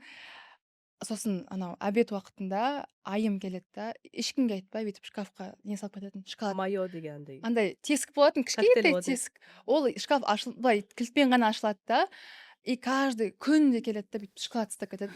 Сосын бүйтіп күтіп тұрады. Деп анау шыққанда бар ғой. Мен бүйтіп, о деген кезде Айым бүйтіп. Айсұлтанға да сөйтсіңдер ма? Иә, Айсұлтан да бізбен бірге оқыды ғой. шоколад апарып тастайтын ғой сен. Иә. Айсұлтан мәз айтып келеді. Айының сондай бір Қуанғыларың келіп тұрады, иә. қуантқысы Мне келеді. нравится, да. Мен үйге де сондаймын әлі. Бүкіл подругаларыма қуантып жүремін әйтеуір. Маған да бермесе. Не знаю, мен маған бермесе де даже не істемеймін. А где менікі деп тұрмаймын. Мне нравится вот адамдарға беріп, тұрамын да күтіп отырамын реакцияларын. Ұнады ма, ұнамады ма, ұнамаса да. Алатындардың қатарынан емес, беретіндердің қатарынан бол деп айтады ғой. Иә. Неде мектеп өзінің оқушылары бар ғой, Айым енді биден сабақ береді. Сөйтіп сол оқушылары қанша 40-50-дей бар, иә? 60 сол 60-ның 60-ына сыйлық жасап жүреді ғой. Тәттілер алып, мерекелер сыйлықтар алып. Өзінің алған зарплатасын соған құртып. Күшті мұғалімсің ғой. Қуанған эмоциясын көріп, бұл да қуанады, Айым да қуанады. Кеше жібек келді, мынандай букет алып қойыпты. Үйдің іші гүлден аттап баса алмайсың. Гүлдің үстіне гүл әкеп қойған ғой енді. Нөтір сізге берген гүл. Да? Бүкіл гүлдер. Иә, ол менікі. Иә, а мен жибаға бөлек бердім. Иә, бәсе Әне, кеше әне. былай көрмей сату свежий әдемі гүл ұстап тұр, кімсе маған алып қойыпты деп жазып қойды Назов. Сенсің, Иә, үлкен Айым бізде- букет мынандай аппақ әдемі. Иә, Айым бізде сондай өзі үндемей жүрсе де бір қуанқысы келіп, бәрін ойлап сөйтіп жүреді. Біз қатты армандаймыз, жақсы сөз айта беру керек дейді ғой. Жаңа айтамын ғой балаларға енді. Негізі андай кешеде ана подкастта сұхбатта айтып өттім ғой. Негізі сырттан көмек сұрап қазір керек, ондай заман емес. Сен осының мамансың ғой, сен мынаны жаса, сен осының мамансың ғой. Мысалы, Айым бір ән шығарды ма, оны әлеуметтік желіге тіркеу, ютубқа тіркеу, оның мамандығы бар мамандар өзі. Авторлық Ақша қорғау тіркеу. деген, иә. Және оны оформление жасайды афишаға. Соның барлығын Айымның өзі жасай алады екен. Соны айналып келгенде бір оқу, 1-2 сағат. Сөйтіп әдемі айтады, мама, сен неге сырттан іздеп жатсың, мен істей аламын ғой соны дейді. Сөйтіп әдемі ойда жоқта табыс көзін тауып алды. Қазір өзі жасайды сол жұмыстарды. ютубтан платформадан түскен ақшаның 30%-ін өзі алады да, 70%-ін мамасына береді. Мамасы да пысық. Иә. Соны айтамын кейде, былай армандаймыз енді. Бәрі бір тұлға болады ғой бұйырса. Айым енді кейін әлем жұлдызы болып кетіп жатса, бағымыз жеп Команда бар. мініп алып, бауырларымыз бала шағасын бәрін салып алып, визажистің тұр, бишілерің тұр, жаңағы документ жасайтын бәріміз өзіміз бола берейікші деп сырттан іздемей. Тек қоясың. Қазір бір стадионда әумин болып деп қояйықшы. Әумин. Қазірдің өзінде солай ғой. Мен қанша істерім, басқа жұмыстарым болса да, Айымның Алматыда выступлениясы бар деген кезде Айар екеуміз мы готовы деп всегда на готове деп сөйтіп тұрамыз ғой. Айар бұрын қарсы болатын, қазір күшті көмектесіп қолдап жүр. Иә. Это так мило. Это очень мило. Ақылды, жарайсың. Бұл бір жақсы қасиет. Қазіргі мына заманда бар ғой, мынау жылтыраған заманда сол жылтырағанға адам еліктеп кетеді да, соған жете алмай жатырмын деп бір ішінде қалып қойды. Сосын ол бір жарайды. Сосын жақын адамдардың арасында бір қызғаныш сезімі деген, иә? Жақын адамдардың арасында қызғаныш сезімі деген де бар. Сондай жоқ болғанына, бірінді бірін қолдап жүргендеріңе, бірінді бірін мақтап жүргендеріңе сүйсініп отырмыз. Айнырапта енді кішкентай кезінен біздің балаларымызға осы бір қалада тұрғаннан кейін үлкен қамқорлықпен қарады ғой. келіп көмектесіп тамақ істеп кетеді, борщ пісіріп кетеді, маған әдемі алып кетіп оқытып келеді, айымға қарайды деген сияқты. Әдеміні- Сәскені әкеле салады, апара салады. әдемі ең бірінші босанған кезде басында пеленка, ол кезде памперс жоқ, иә мөлдір, или бар ақша жоқ па? Ойбай, күнде Иә, памперс күнде ол пеленканы қыдыратын мөлдір ғана ғой. былай гараға үйіп қояды. Соны келіп үшеуміз очередьтен келеміз. Гүлнұр деген подружкасы, келесі күні мен, сосын Зәмзагүл Апатай. апатайың. Үшеуміз кезек келіп сенікін жуғанбыз. Өзі стиральный машина жоқ. Жаңағы қолмен Сылақпай. жуатырмыз, отырып алып, әдемілеп тұрып, сен пеленкаларыңды сөйтіп өстің. Ана мен сұхбатын неге сен арық болдың, өзі холодильник бос болды деген сияқты ғой. Шынымен сол заман болды. қазір Сол TikTok'та заман жүріп болды. оны прикол қылып қарап жүр. А на самом деле нам было очень тяжело. Рас. Иә, оны бір йогурт жесең бақытты кез ғой. Әдемі оққа тиктокта мем жүр ғой, ол кезде холодильник бос болды. Расымен солай болды. қазір күлеміз иә бірақ ол қазір кезде- күлкілішті иә күлкілішті қала берсін әрине. Ал кезде қандай қиын болды бізге. Әдемі оққа йогурт беріп отырамын да, бәрін жеп қоймаса екен деп түбіне қалып қалса өзім жегім келіп баратыр өйткені. Өзім де бөпемін ғой. 20-дасың. Емізден витамин жетпей жатыр, мен де жегім келіп тұр ғой бір нәрсе. Сондай момент, сондай Сол уақыттар осының болды. барлығы мамасының жоқтығы енді. Мамасы болғанда бұны баптайтын ба еді, Иә. ешкім болған жоқ, и бәріміздің бауырымыз солай өсті. Иә. Аха, ешкім баптаған жоқ. Сол сондықтан бірақ аналар аман сіздердің болсын. бауырмашылықтарыңыз маған өте қатты ұнайды. бір біріңізді солай бір проблема болса қолдап қорғап иә Сол айтайын осы Иә, жерде иә. рахмет айтайын дедім Айнұр апатайға. Бір қалада болып мені жалғызсыратпай, тамақ әкеліп, пеленкамызды жуып, салқын су ғой енді соны мынандай ғана кішкентай 0,5 литр су, чайникпен су ыстасын ананы кір жуу үшін. Біз всегда үшеумізге бір-бірімізге көмектесіп жүреміз. Кішкентай кезімізден бастап. Қойтанда игралар болады ғой. Нан айт дейді да. Типа біз бір командада боламыз. Олар басқа командада болады. Достармен ба? Туысқандармен болсын, любой кезде даже достарымыз болғанда, просто андай подсказка беріп тұрады да, андай қарап қаласың дейсің, анау дейді. бір сөзбен Иә, бір андай мимикамен даже андай түсіндіресің бір-бірлеріңе. Даже сондай түсінесің. Вот. Я вас люблю очень сильно. Вот очень мило. Вот маған айтты то, что біз үшеуміз постоянно бірге жүреміз. Андай, мен өзім жүрсем, мен достарым айтады, айым қайда, әдемі қайда деп. А сондай, мен айтамын, үйде, а чё не с тобой, вы же всегда вместе деп. Андай еще ұнайды то, что андай ресторанға андай там кушать болған, андай тамақ жеуге барғанда, мен всегда хочу, чтобы они рядом были, потому что андай тема бар сөйлейтін. Хоть андай уставший андай болсақ, да шаршап жүрсек, андай ұйқымыз келіп, все равно я хочу, чтобы они рядом были, өйткені все-таки энергиялар береді, андай атмосфера қасында атмосфера күшті аура болып тұрады екеуі жүргенде. И всегда жүргенде андай үшеуміз бірге жүреміз, тикток түсіреміз, инстаграм түсіреміз. Әдемі айтады, осыны түсірейік, ананы істейік деп, сосын мен андай еркелеп жоқ деп сосын дейді маған. Ұнайтын да, что біз үшеуміз вместе андай үш магнит сияқтымыз. күшті тіпті біз үшеуміз де бір шетелге шығатын бір ойымыз бар Иә. Пландарың жақсы. Бізде ертіп барып математика. немесе үшеуміз бөлек кетіп қалдық Бөлек бара берейік өзіміз. Әдем айым да биыл енді бұйырса оқуға түседі ғой. Сөйтіп ойлағанбыз, шетел деп айтатын шығар, Алматы деп айтатын шығар деп. Сөйтсем бір күні мен шешім қабылдадым дейді. Қандай десем, Алматы ма деп қоямын ғой. Жоқ, мен Астанада қаламын дейді. Не үшін десем, мен әдеміні сағынам, мен Аяруды сағынам, мен Жібекті сағынам, мен үйді сағынам дейді. Ол енді Сөйтіп үйлеріндегі Астанада. үлкен бір уюттың барлығын енді өткенде сезіп қалғам. Енді мен үлкен балам 25-ке толып жатыр, әдемі кісінің де үлкені. Сосын мен жаңағы балалардың үйден шығып кеткенін қалаймын енді десең. Сосын әдемі қада айтып жатырмын ғой, енді сен де үйді алып бөлек шығасың ғой деп отырсам, жоқ, мен үйден ешқайда кеткім келмейді. Кәдімгідей. Көбінесе қазір үлкен балалар жеке өмір сүргілері келіп кетіп жатқандар көп қой. Ол үйдің жамандығынан емес жаңағыдай, бірақ сен үйіңді қатты жақсы көріп тұрғандығың, мамаңды, бауырларың жанынан кеткің келмейтін, сол кезде мен сенің ана дауысының ырғағына біліп қалдым да, бүйтіп кәдімгі қарап қалыппын ғой, сүйсініп. Қандай күшті, өзің жақсы көретін жерде, жақсы жерде жүрген қандай. тіпті мен арасында андай бір бүйтіп уайымдамаймын, керісінше сол сәтті күтемін. Ол біздің енді алла қаласа күйеуіміз болған кезде үш бажа дейді ғой. Сол алтауымыз бүйтіп бірге тамақ ішіп, бір жерде сол Өте дұрыс. бәрі тату болып, сосын одан кейін енешкалармен бірге қыдырып шопинг жасап, сондай бір кездер өзім бір қатты күтемін. Солай болады. Қандай керемет ой. Иә. анау келінге ене де қуанады болды ғой, әдемі сияқты келін келе жатыр, ура деп бұйырса.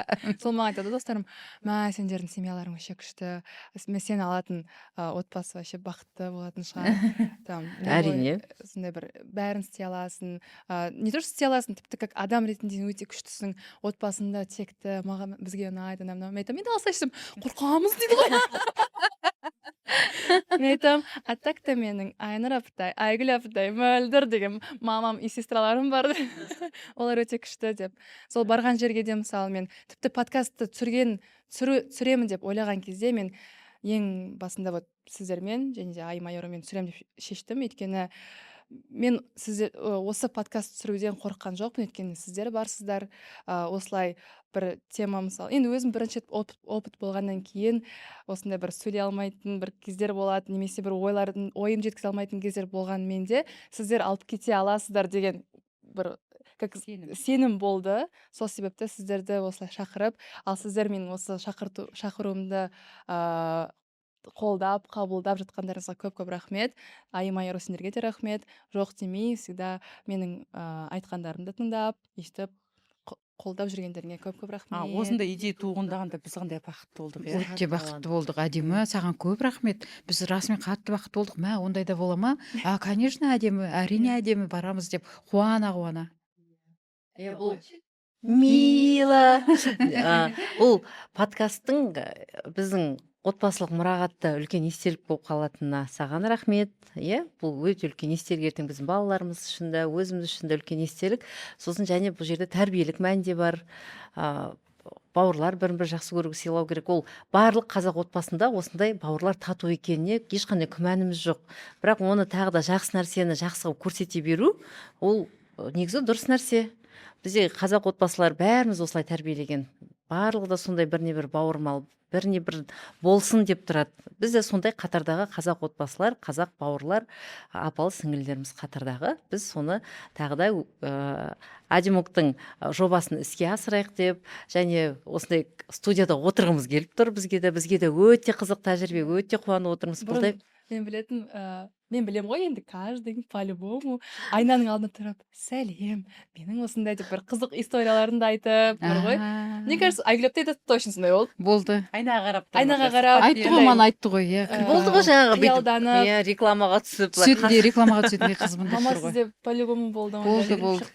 Бір күні Мөлдірхан айтайын онда. Айтыңыз, давайте. Жаңағы айна болды ғой, енді шифонер былай, бүкіл біздің заманымыздағы шифонер былай, екі жағында екі полкасы, сосын ортасында айна тұрады. Ол мамамдардың бөлмесінде тұрған шифонер. Мөлдіржан шифонер барлығын орайды, күшті қылып қояды, орайды да, бөлмені күшті қылып жинайды да, айна қарап өлең айтып тұр. Жүгіріп шықтым белеске, белес елес емес пе, осы отырған отырыс дейді, айналады, бір ғанибет емес пе. Сосын біз жаңағыдай өнеріміз біз көрсетпейміз қатты. Мен оны шетінен көріп қалдым да, бүйтіп қарап отырдым да. Бұл ешкім жоқ деп айнаға қарап өзі сүйсініп айтып жатқан ғой, енді мен көріп қалдым ғой. Сосын қасына бардым да, жүгіріп шықтым белес.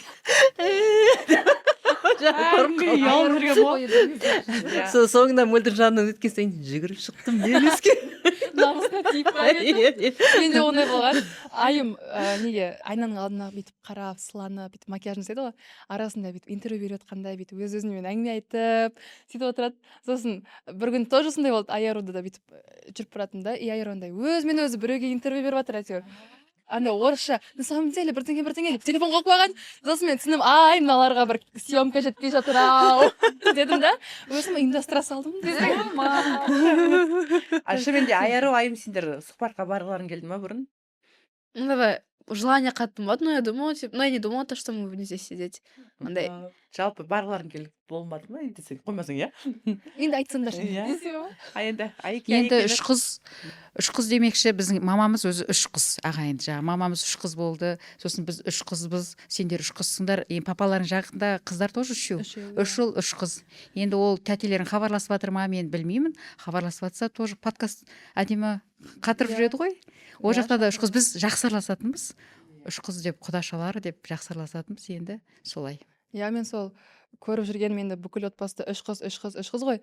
Сосын подругамен сөзген кезде ол, мен біреумін, бір жалғыз қызбын деген кезде, сендердің үйлерінде күшті шығар деп бүйтіп қызығып. Сосын сол кезде сондай моменттер жиналып, сондай идея туынған болатын. Осы неге осы үш қыз деген ол күшті тема ғой негізінде. әлі ешкім Бағаладың, иә? түсінбеген.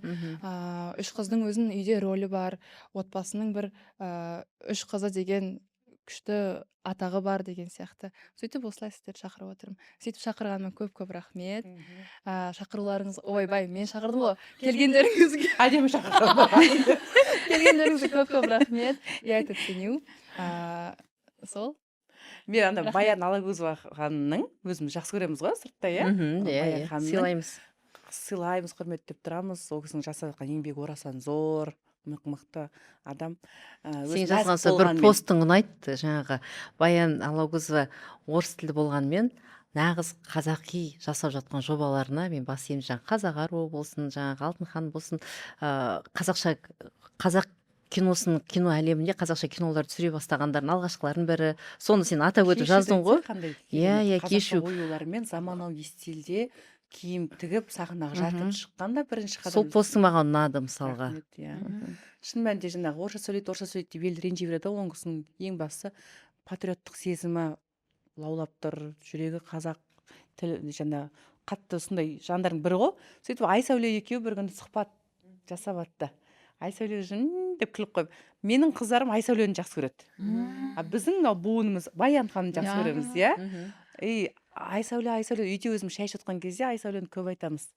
Сөйлеген сөзі, білімділігі, ойын жақсы жеткізетіндігі. Айаруы да сондай. Жақында бір отырыс айтып жатыр, қазақ тілін үйреніп жатырмын, қазақ тілінде сұхбат алғым келіп жүр деп. Қазақ тілін біледі да, бірақ одан сайын терең білгісі келіп жатыр екен.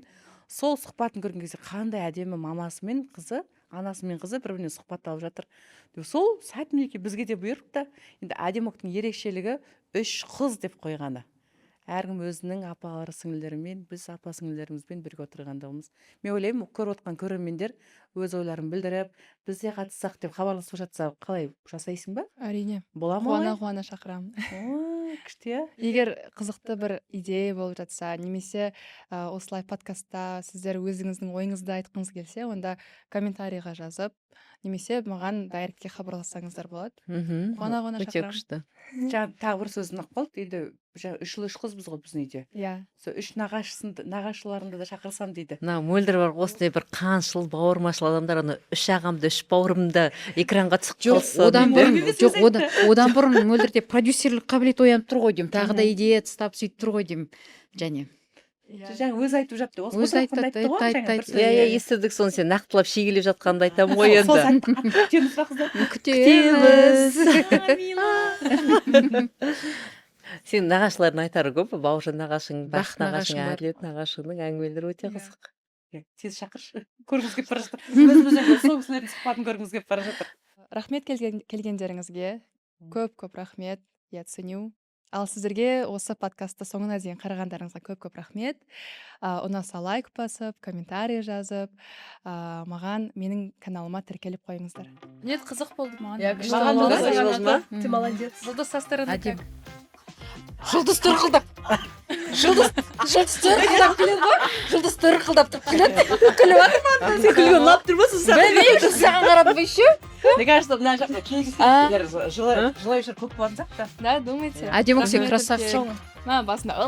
Жоқ, күшті жүргіздің, аузың, тілің, бәрі, ерінің бәрі жарасым сөйлей жатсың, прям. Әріптерің Сен бәрі жақсы. осы образың өте күшті. Да, Ахамдай мындай күшті милая девочка болып, былай сөйлеген образың өте күшті. да. Все, рахмет үлкен. Айым, сен молодецсің.